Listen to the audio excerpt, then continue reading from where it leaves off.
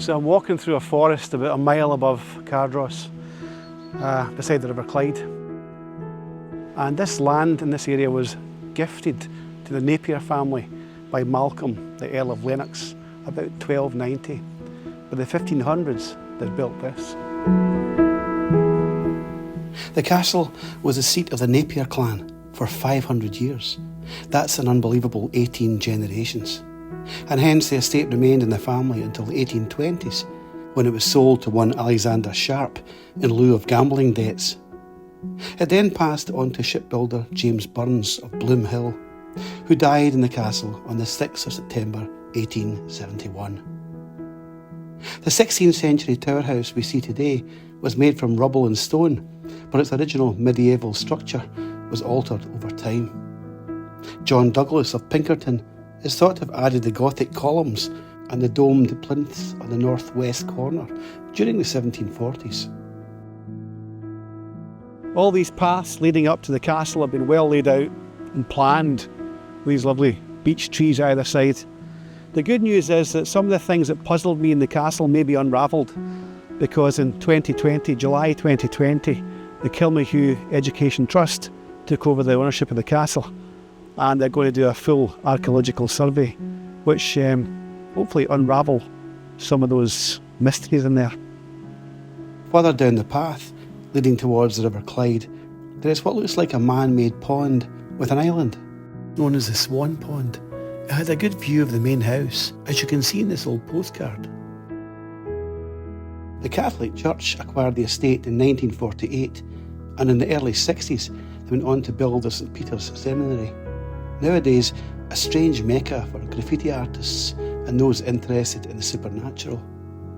The seminary was used by the church for less than 20 years, and is currently a Category A listed building, one of only 42 post-war structures that have a special architectural and historic interest in Scotland.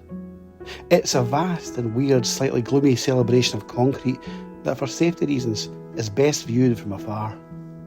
It was built beside, in my opinion, the much more beautiful Kilmahew House, which was erected in 1865. Typical of Victorian grand houses of the time, it was a high, imposing structure with turrets and balustrades. Sadly, it's no longer with us. Having been destroyed by fire in 1995, it was torn down. However, one of the last vestiges of Kilmahew House can be seen in Leaven Grove Park in Dumbarton. The Kilmahew fountain was gifted to the park by Captain Burns of Kilmahew in 1902.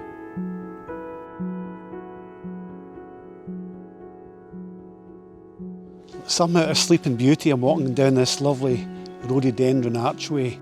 Rhododendrons aren't native to Scotland. They were introduced in the 1700s. There's over 1,000 species of rhododendron, and they originally came from Nepal and the Himalayas kind of area. Still a beautiful plant. Okay, so we're now coming up to the walled garden at Kilmahew, which is in the Victorian times. A guy called John Fleming was experimenting with all kind of soft fruits and things. Plums, peaches, I think he even mentioned pineapples. They've got greenhouses in here too, but quite an impressive structure with a huge wall. This would have been quite close to the main house, but just far enough away so it wasn't an eyesore. The date 1866 is clearly marked on the archway next to the garden wall, and you can still get a glimpse of the greenhouses made by Simpson and Farmer of Partick Bridge in Glasgow. Much more information on the estate, its future plans and safety advice can be found at kilmahew.org.